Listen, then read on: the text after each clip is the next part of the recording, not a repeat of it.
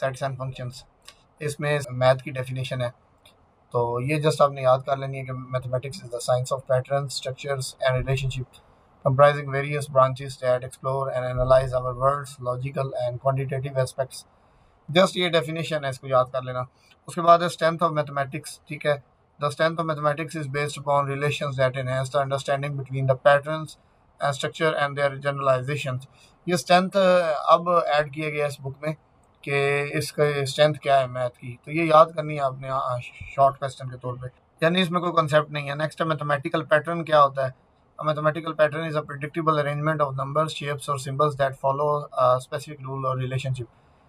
कि ये जो मैथमेटिकल पैटर्न है ये एक अरेंजमेंट होती है नंबर्स की या कोई शेप्स होगी या सिंबल्स की, जो एक स्पेसिफिक रूल या कोई रिलेशनशिप फॉलो करते हैं, ठीक है।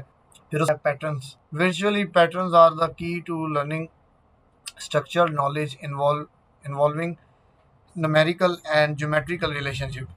पैटर्न जो है वो एक हमारे पास की है क्या लर्न करने के लिए, स्ट्रक्चर नॉलेज में न्यूमेरिकल डाटा होता है और ज्योमेट्रिकल डाटा होता है, उनके दरमियान रिलेशनशिप, यानी कोई फिगर बनी है किसी न्यूमेरिकल डाटा के थ्रू। फॉर एग्जांपल इसमें है जी एक हमारे पास न्यूमेरिकल पैटर्न है, ये आपके पास दिया हुआ है बुक पे, इधर भी है। अब जैसे ये 1 है, 4, 13, ये एक सीक्वेंस बना हुआ है। अब इसमें आप देखें हर दो नंबर्स का डिफरेंस आ रहा है 3, यानी 4 - 1 करें 3, 7 - 4 करें 3, 10 - 7, और यानी ये फर्स्ट टर्म है, ये second term, third term, fourth term, fifth term. In the above pattern every term is obtain by adding 3 in the preceding term. कि जो फर्स्ट टर्म है ना उसमें 3 ऐड करेंगे तो नेक्स्ट टर्म, फिर इसमें 3 ऐड करेंगे तो फिर नेक्स्ट टर्म आएगी। ये इस तरह से बना हुआ है। दिस प्रिडिक्टेबल रूल और pattern extend continuously making it a sequence. ये एक सीक्वेंस बना रहा है क्योंकि सेम नंबर ऐड हो रहा है ना बार बार 3, where each term increases at a constant rate. Constant rate का मतलब है हर नया नंबर जो है वो 3 ऐड करके आ रहा है, ये नहीं हो रहा कि हमने कहीं पे 2 ऐड किए, कहीं पे 4 ऐड किया, सेम नंबर ऐड करते जा रहे हैं। एक और एग्जांपल है, एक सीक्वेंस है, इसको फिबोनाची सीक्वेंस कहते हैं, ये भी न्यू आया है आपके बुक में, बता देता हूँ। पहले 2 नंबर उसने दिए होंगे आपको, फर्स्ट 2 नंबर्स जैसे 0, 1, आपने इन दोनों को ऐड करना है, ठीक है। इन दोनों को ऐड करेंगे तो 1 बनेगा। अब ये जो 2 नंबर हैं, ये 2, इन दोनों को ऐड करो, 1 और 1 2, फिर इन दोनों को ऐड करो, 1 और 2 3, फिर इन दोनों को 5, फिर इन दोनों को 8, फिर इन दोनों को 13, फिर इन दोनों को 21 एंड सो ऑन। इससे फिबोनाची सीक्वेंस कहते हैं। इसके बारे में डिटेल से नीचे मैंने हेडिंग बनाई है। Fibonacci sequence start with 2 terms, ये 2 टर्म से स्टार्ट होता है, 0 and 1। Each term of Fibonacci sequence is obtain by adding the previous 2 terms. ये ऑब्जेक्टिव में ये रिजल्ट आ सकता है कि ये जो सीक्वेंस है ये कौन सा सीक्वेंस है। 4 हो सकते हैं, हो सकता है सीक्वेंस, और काफी सीक्वेंस कौन सा है, ठीक है। ये कैसे बन, 2 टर्म्स का सम लेते हो, उनसे एक नई टर्म बनती है, फिर उस टर्म और लास्ट टर्म, यानी पहले इन दोनों का सम लिया तो ये बना है, फिर इन दोनों का सम लिया, फिर इन दोनों का, फिर इस तरह लेते गए तो नेक्स्ट नंबर आता है। इस फिबोनाची सीक्वेंस का फार्मूला क्या है। अच्छा, ये जो आपके नोट्स है ना उस पर जब प्रिंट किया है ना, तो ये जो n और n-1 n-2 है ना, ये बॉक्स से बन गए थे, आई डोंट नो व्हाई। तो ये ना इधर ठीक लिखा हुआ है, आपने सही कर लिया। ये फार्मूला है उसका फिबोनाची सीक्वेंस का, fn = fn-1 + fn-2। यहाँ पे पहली 2 वैल्यूज उसने खुद दी होंगी, यानी f0 0 दिया हुआ है और f1 1 दिया हुआ है, ठीक है। ये are the first and second terms respectively, ये फर्स्ट और सेकंड टर्म्स हैं।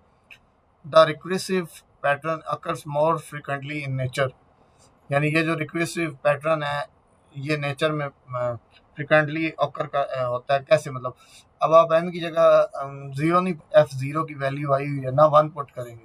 ये 2 वैल्यूज हमें चाहिए थी फिबोनाची सीक्वेंस को स्टार्ट करने के लिए। अब हम n को डायरेक्ट अगर 2 पुट करें यहाँ पे, तो यहाँ भी 2 पुट करें, f2 - 1 f1 बनेगा, फिर f2 - 2 f0 बनेगा, यानी f2 = f1 + f0। इन दोनों को प्लस करेंगे तो 1 बनेगा, इट मीन्स f2 आ गया 1। अब नेक्स्ट स्टेप में आप n3 पुट करोगे, यानी एक सीक्वेंस बता रहा हूँ, तो 3 पुट f2 + f1, तो f2 की वैल्यू भी है, f1 की भी, वो ऐड करेंगे इस तरफ, सो ऑन, ठीक है। अब आपने ना, मैं एक दफ़ा फिर रिपीट कर रहा हूँ, आपने मैथमेटिक्स याद करनी है, स्ट्रेंथ याद करनी है, मैथमेटिकल पैटर्न। ये जो पैटर्न के नीचे एग्जांपल है इसको जस्ट पढ़ लेना है आपने। फिबोनाची सीक्वेंस की ये वाली लाइन आपको याद होनी चाहिए, सीक्वेंस, और ये जो नीचे हेडिंग है फिबोनाची सीक्वेंस की, ये भी, और ये भी लाइन इसके फार्मूले वाली, ये सारे इंपॉर्टेंट है। फिर आगे क्वेश्चन बन सकता है कि why the study of mathematical structure is essential, तो इसका आंसर है the study of mathematical structure is essential for mathematical competence. ठीक है, फिर एक ये क्वेश्चन याद करना है अपने, mathematical structure. A mathematical structure is typically a rule of a numerical, geometric, and logical relationship that hold consistency within a specific domain। कि जो मैथमेटिकल स्ट्रक्चर है वो एक रूल है किसी न्यूमेरिकल, ज्योमेट्रिकल या लॉजिकल रिलेशनशिप का, जिससे जो that hold consistency within a specific domain, जो किसी डोमेन के अंदर स्पेसिफिक कंसिस्टेंसी को शो करता है। ये भी याद करनी है आपने। फिर स्ट्रक्चर आ जाता है। A structure is a collection of items or objects along with a particular relationship defined among them। अच्छा, इसके बाद है आपके पास implicit structure recognition। ये जस्ट आपने पढ़ लेना है। A large triangle made of smaller triangles, कि ये एक बड़ी ट्राइंगल है, ये छोटी छोटी ट्राइंगल्स के कॉम्बिनेशन से बनी है विद डिक्रीजिंग नंबर्स। ये देखिए, इधर एक ट्राइंगल है, इधर 3 है, इधर 5 है और इधर 7 है। ठीक है, ये वही लिखा हुआ है कि टॉप पे 1 है, फिर 3 है, फिर 5 है, फिर 7 है। ये रो पैटर्न है इसका। इस रो में, पहली रो में 1 है, दूसरी रो में 3 है, तीसरी रो में 5 है और इसमें 7 है। ये जस्ट आपने इसको पढ़ लेना है। अब क्रिटिकल स्ट्रक्चरल फीचर्स क्या है हमारे पास? ये 3 किस्म के फीचर्स होते हैं, तीनों मैंने लिख दिए हैं, याद करने हैं आपने। डिफरेंस है सबसे पहले, each row has triangle of the same size, कि हर रो में ट्राइंगल का साइज सेम रहेगा। देखिए, इसमें भी सेम साइज है, इसमें भी वही साइज है सब में। दूसरी चीज, parallel relationship, rows are parallel to the base. Base आपकी हॉरिजॉन्टल होती है, रो भी इस फॉर्म में होती है हॉरिजॉन्टल में। तो ये वो लिखा हुआ है, पैरेलल का मतलब वही डायरेक्शन है, हॉरिजॉन्टल है। परपेंडिकुलर रिलेशनशिप क्या है? Visible when viewed against the base. Perpendicular आपको कब शो होती है रिलेशनशिप? जब वो बेस के अगेंस्ट हो। बेस इस तरह है तो परपेंडिकुलर इस तरह होता है। ठीक है, ये आपने जस्ट पढ़ लेने हैं, बल्कि इनको याद करने की जरूरत, अच्छी तरह पढ़ लेना, ऑब्जेक्टिव में आ सकते हैं। फिर आगे क्वेश्चन है, why we study about sets. ठीक है, the study of sets helps in understanding the concept of relations, functions and specially in statistics. We use this set to understand probability and other important ideas. वो कह रहे हैं कि set जो है वो हमें रिलेशन, फंक्शंस के कॉन्सेप्ट्स जो है वो उनकी अंडरस्टैंडिंग के लिए हम मदद करते हैं। लाइक हमने इससे रेलिवेंट क्वेश्चन भी किए हैं अभी। एंड स्पेशली स्टैटिस्टिक्स, स्टैटिस्टिक्स एक मैथ का सब्जेक्ट है, मतलब उससे रेलिवेंट है। ये आप आगे प्रोबेबिलिटी पर इसको हम डिटेल से पढ़ेंगे, ये भी याद करना है आपने। फिर नीचे है set. Set is describe as a well defined collection of distinct objects, numbers और elements so that we may be able to decide whether the object belong to the collection और नॉट। सेट जो आपके पास है एक well defined collection है distinct objects की या नंबर्स की, एलिमेंट्स की, जिससे हम इस काबिल हो जाते हैं कि हम ये डिसाइड कर सकें कि ये जो ऑब्जेक्ट जो है वो कलेक्शन से बिलोंग करता है या नहीं करता। सेट को हम कैपिटल लेटर्स से डिनोट करते हैं। ठीक है, और इसके अंदर जो एलिमेंट्स होते हैं उन्हें स्मॉल लेटर्स से लिखे जाते हैं, अल्फाबेट से, इन्हें हम मेंबर्स या एलिमेंट्स कहते हैं। ठीक है, उसके बाद ये जॉर्ज कैंटर है, मैथमेटिशियन है, इसका ये एरा दिया। ये जो अक्सर लिखा होता है यहाँ पे BCE लिखा होता है या AD लिखा होता है, आपने देखा होगा। ईयर तब बिफोर क्रिस्ट होता है।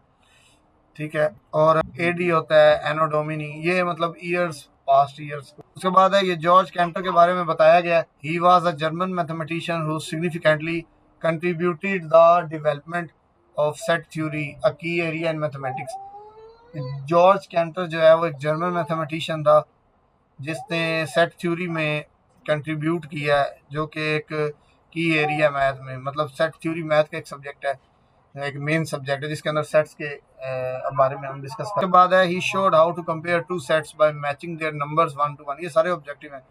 उसने ये शो किया है कि हम दो सेट्स को कैसे कंपेयर कर सकते हैं, मेंबर्स को 1 by 1। फिर उसने ये बताया कि he defined different types of infinite sets.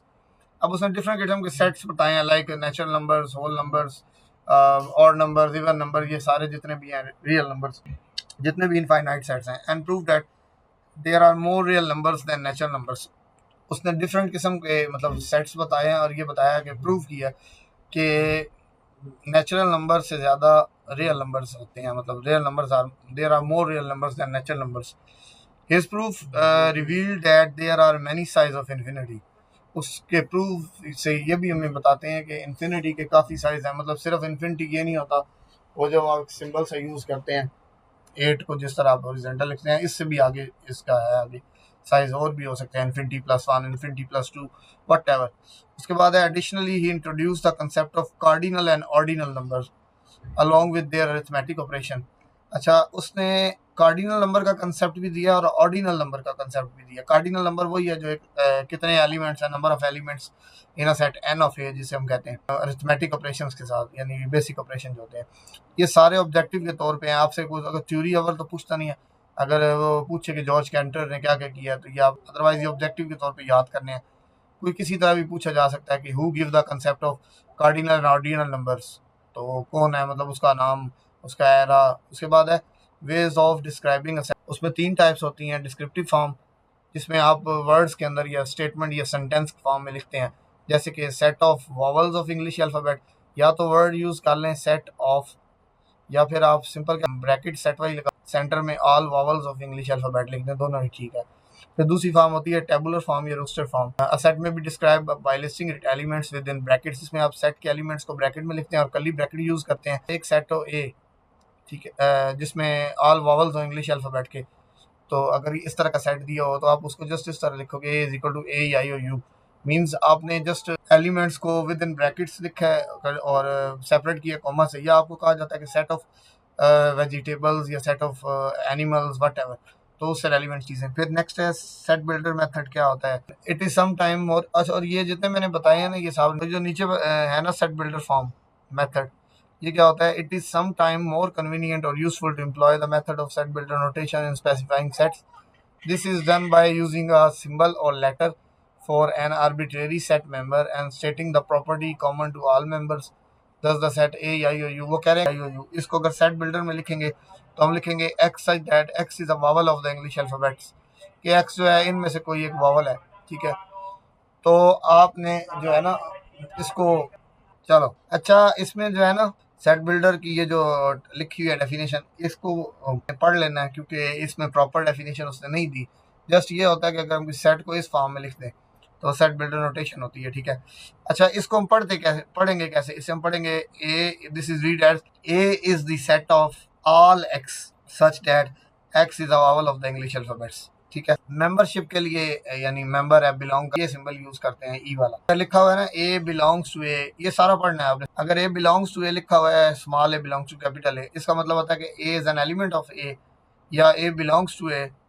अगर फॉर एग्जांपल सी है, क्योंकि वॉवल में ए तो आता है ना ए या यू, लेकिन सी तो नहीं ना आता। अगर लिखा हुआ है कि C not belong to A, इसका मतलब ये बिलोंग के ऊपर लाइन लगी है, mean C does not belong to A या C is not a member of A, ये जस्ट इंफॉर्मेशन के लिए है, ठीक है। उसके बाद है elements of sets can be anything like people, countries, river, objects, ये सारे जो है वो हमारे थॉट है। ये जस्ट इसको पढ़ लेना है ऑब्जेक्टिव के लिए। In algebra we usually deal with set of numbers, हम अलजबरा में नंबर से डील करते हैं। Such set along with their names are given below. आपने ये याद नहीं करने वैसे होना चाहिए कि एन फॉर नेचुरल नंबर्स, यानी एन को हम कहते हैं नेचुरल या काउंटिंग नंबर्स, जो 1 2 3 सो ऑन है। डब्ल्यू जो है वो होल नंबर होते हैं, ये इनको नॉन नेगेटिव इंटीजर्स भी कहते हैं, जो 0 1 2 सो ऑन। मतलब आपको ये सेट की पहचान होनी चाहिए। फिर नेक्स्ट है integers, 0 plus minus 1 plus minus 2 so on. Odd numbers plus minus 1 plus minus 3 so on. Even numbers, zero, even numbers में जीरो भी आता है, just zero, plus minus 2 plus minus 4, ठीक है। फिर प्राइम नंबर्स वो हैं जिनके दो डिवाइज़र होते हैं, एक वो खुद और एक वन। तो ये आपको बताया था मैंने क्लास में भी, 2 3 5 7 11 13 17 19 सो ऑन 23, यानी जिनके दो डिवाइज़र हो। फिर उसके बाद है रैशनल नंबर्स, एक्स आई डेट x is equal p by q, fraction form में लिख सकते हैं, जिसमें पी के दोनों इंटीजर्स होंगे और क्यू जो है वो ज़ीरो नहीं होगा, नीचे वाला डिनोमिनेटर। उसके बाद है इरेशनल नंबर्स, इसमें एक्स इस फॉर्म में ही नहीं होगा, यानी सारा वही लिखा हुआ है, जस्ट एक्स रैशनल फॉर्म में ही नहीं है, ठीक है। फिर लास्ट पे रियल नंबर्स जो है वो, रियल नंबर्स का फार्मूला बना हुआ है क्यू यूनियन क्यू प्राइम, यानी रैशनल और इरेशनल नंबर का अगर हम यूनियन लें तो रियल नंबर्स आते हैं, ठीक है। उसके बाद ये एमसीक्यूज में ऑब्जेक्टिव इस दफ़ा है, ये वैसे डेफिनेशन भी है। सिंगलटन सेट क्या होता है? ऐसा सेट जिसमें एक एलिमेंट हो, उससे सिंगलटन सेट कहते हैं। लाइक इस तरह आप कोई एक एग्जांपल ले लेंगे ऑब्जेक्टिव में। उसके बाद है एम्प्टी सेट या नल सेट या वॉइड सेट, ऐसा सेट जिसमें कोई एलिमेंट ना हो, या in other one zero number of elements हो, इसे कहते हैं empty set. Zero number of elements का ये मतलब नहीं है कि उस सेट के अंदर जीरो कोई एलिमेंट नहीं, जैसे कि ये सिंबल यूज करते हैं या ये सिंबल यूज करते हैं, ये याद करने हैं आपने। उसके बाद है हमारे पास इक्वल सेट्स क्या होते हैं? Two sets A and B are equal if they have exactly the same elements, or if every element of set A is an element of set B, If two sets A and B are equal, we write A is equal to B. Thus the set 1 2 3 and 2 1 3 are equal. अच्छा, equal sets और equivalent sets में क्या फ़र्क है? दो conditions बता रहा हूँ। अगर दो सेट्स के एलिमेंट, नंबर ऑफ एलिमेंट एक जितने हो, फर्ज करें ए सेट में 5 एलिमेंट हैं, बी में भी 5 हो, पहली चीज़ ये देखनी होती है। दूसरी चीज़ ये, ए सेट में 1 2 3 4 5 लिखा हुआ है, तो दूसरे सेट में क्या 1 2 3 4 5 है? बेशक आगे पीछे लिखा हुआ है। अब कंडीशन क्या बताने लगा हूँ, अगर दो सेट्स के नंबर ऑफ एलिमेंट सेम हो, जो इक्वल और इक्विवेलेंट दोनों में नंबर ऑफ एलिमेंट सेम होने चाहिए, यानी अगर एक में 5 है सेट में तो दूसरे में भी हो।